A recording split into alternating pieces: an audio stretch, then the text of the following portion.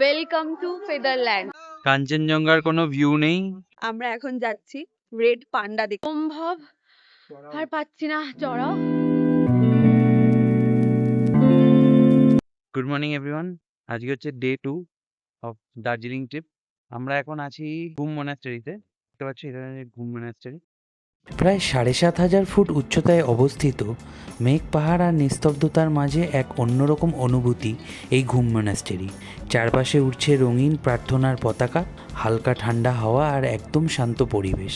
দার্জিলিং এলে এই জায়গাটা মিস করবেন না। এটা হচ্ছে আমাদের সেকেন্ড ডেস্টিনেশন বাতাসিয়া লুপ। কাঞ্চনজঙ্ঘার কোনো ভিউ নেই, লোক তাও প্রচন্ড ভিড় করে আছে এখানে। মনে হচ্ছে সবাই দার্জিলিং চলে এসেছে। খুব সুন্দর লাগছে, এত ভালো লোকেশনটা, কিন্তু প্রচন্ড ভিড়। সামনের দিকে একটা মার্কেটের মতনও আছে। একটু আগে এখানে টয় ট্রেন থেমেছে। যারা টয় ট্রেনে ট্রাভেল করছে তারা বেসিক্যালি এখানে এসছে। আমরা টয় ট্রেন চড়িনি, কালকে আমরা টয় ট্রেনটা বুক করেছি, কালকে আমরা টয় ট্রেন চড়বো। এখন আমরা দাওয়াই পানি থেকে সাইট সিং করে দার্জিলিং যাব। এখন আমরা আছি বাতাসিয়া লুপে। অসম্ভব ঠান্ডা লাগছিল। একটু আগে এখানে মেঘ ছিল প্রচুর, বাট এখন দেখতে পাচ্ছি আবার রোদ। তো মেঘটা চলে গেছে, প্রচন্ড ভিড়, কিন্তু খুব ভাল লাগছে। দার্জিলিংয়ের অন্যতম জনপ্রিয় ট্যুরিস্ট স্পট হলো বাতাসিয়া লুপ। সবচেয়ে সুন্দর বিষয় হলো এখানে দাঁড়িয়ে আপনারা একসাথে দেখতে পাবেন সবুজ পাহাড়, ফুলে ভরা বাগান আর পরিষ্কার দিনে কাঞ্চনজঙ্ঘার মনোমুগ্ধকর দৃশ্য, যেটা কিনা আমরা একদমই দেখতে পাইনি খারাপ ওয়েদারের জন্য। এখানে অনেক সুন্দর সুন্দর পাহাড়ি ড্রেস ভাড়া পাওয়া যায়, যেটা পরে অনেকজনই ফটোশ্যুট করছিল, কিন্তু আমাদের হাতে সময় ছিল না বলে আমরা করতে পারিনি। দেখাও সবাই। গরম লাগছে আমাদের, একটু আগে প্রচন্ড ঠান্ডা গরম। লাগছিল, প্রচন্ড পরিমাণে মেঘ ছিল। কখনো মেঘ আবার কখনো রোদ, সব মিলিয়ে বাতাসিয়া লুপ জায়গাটার এক্সপিরিয়েন্স অসাধারণ। দার্জিলিংয়ে এলে অবশ্যই এই জায়গাটা আপনারা আপনাদের ট্রাভেল লিস্টে রাখতে পারেন। এরপর আমরা বেরিয়ে পড়েছিলাম আমাদের পরের ডেস্টিনেশন ডালি মনেস্ট্রির জন্য, কিন্তু আমাদের লাক এতটাই খারাপ ছিল সেদিন মনেস্ট্রি বন্ধ থাকায় আমরা ঢুকতে পারিনি। চলে এসেছি আজকের আমাদের ডে 2 এর থার্ড লোকেশনে, যেটা হচ্ছে আমাদের দার্জিলিং জু। প্রায় ৭,০০০ ফুট উচ্চতায় অবস্থিত এই জুটি সম্পূর্ণ পাহাড়ি পরিবেশে তৈরি। চারপাশটা সবুজ আর ঠান্ডা হাওয়া একদম অন্যরকম ফিল দেয়। এখানে আপনি দেখতে পাবেন কিউট রেড প্যান্ডা, দুর্লভ স্নো লেপার্ড আর হিমালয়ান উলফ, যা সাধারণত অন্য কোথাও দেখা যায় না। প্রকৃতির মাঝে এই জায়গাটা একদম পারফেক্ট এক্সপ্লোর করার জন্য। জুয়ের এক্সপিরিয়েন্স করছি, খুব ভাল লাগছে। এখন আমরা ইয়াক দেখছি, ইয়াক।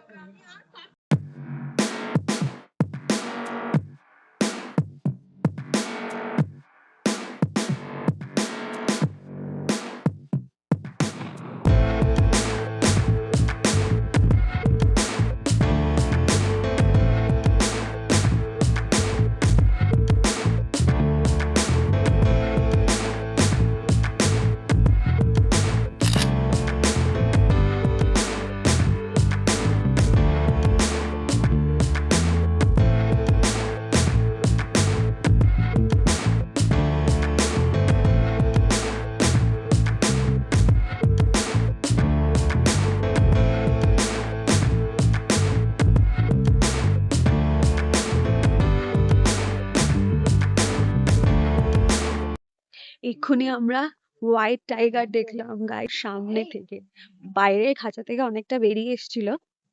Welcome to Featherland. এখন আমরা পাখিদের খাঁচার ভেতরে ঢুকবো, যেখানে নানা রঙের সুন্দর সুন্দর পাখিরা দেখা যাবে।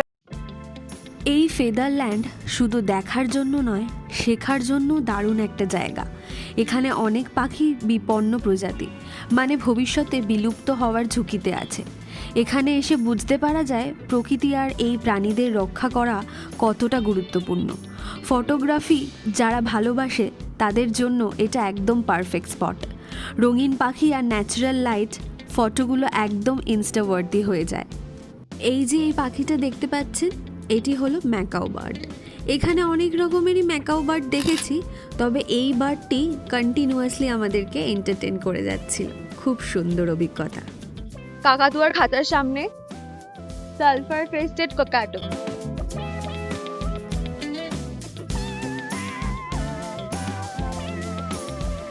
আমরা এখন যাচ্ছি রেড পান্ডা দেখতে। আমাদের স্নো লেপার্ড দেখা হয়েছে, অনেক রকমের বার্ড দেখা হয়েছে, মাঙ্কি দেখা হয়েছে, এবার আমরা যাচ্ছি রেড পান্ডা দেখতে। চলো।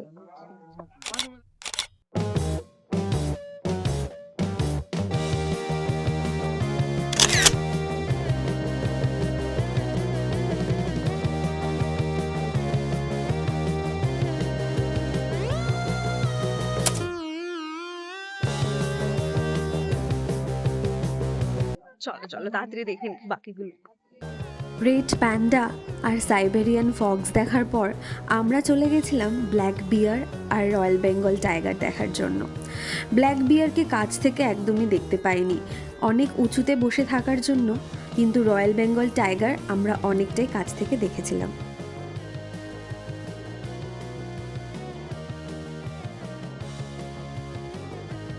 কেমন লাগছে তোর বল? খুব ভালো লাগছে, মানে আমাদের কলকাতা জু এর থেকে এই দার্জিলিং এর জুটা আমার কাছে সব থেকে বেস্ট লেগেছে, বেস্ট, হ্যাঁ একদমই তাই, কারণ ওয়ান অফ দ্য বেস্ট।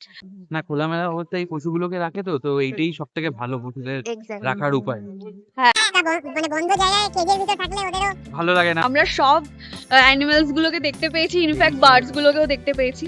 সবচেয়ে ভালো লাগার বিষয় হলো এই জুটা পরিষ্কার পরিচ্ছন্ন এবং অ্যানিমালসগুলোর জন্য খুব ভালোভাবে মেনটেন করা হয়েছে। পাহাড়ি পথে হাঁটতে হাঁটতে জু এক্সপ্লোর করাটা একটু কষ্টকর হলেও চারপাশে সুন্দর ভিউ আর ফ্রেশ এয়ার সব কষ্ট ভুলিয়ে দেয়। এরপর আমরা জু দেখে বেরিয়ে পড়লাম মল রোডের উদ্দেশ্যে। যতই টায়ার্ড লাগুক, দার্জিলিংয়ে এসে মল রোড ঘোরাটা মাস্ট।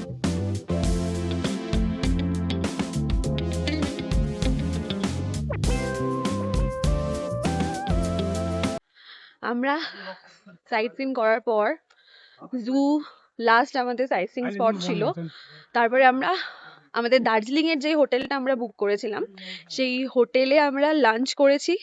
লাঞ্চ করে এখন আমরা বেরিয়েছি, ম্যাল রোডে এসছি একটু ঘোরার জন্য। ম্যাল রোড থেকে এখন একটুখানি হেঁটে হেঁটে যাচ্ছি মহাকাল মন্দিরে। দেখি, কিন্তু আজকে বেশিক্ষণ আর বাইরে থাকবো না, কারণ সকালবেলা বেরিয়েছি, খুব টায়ার্ড লাগছে।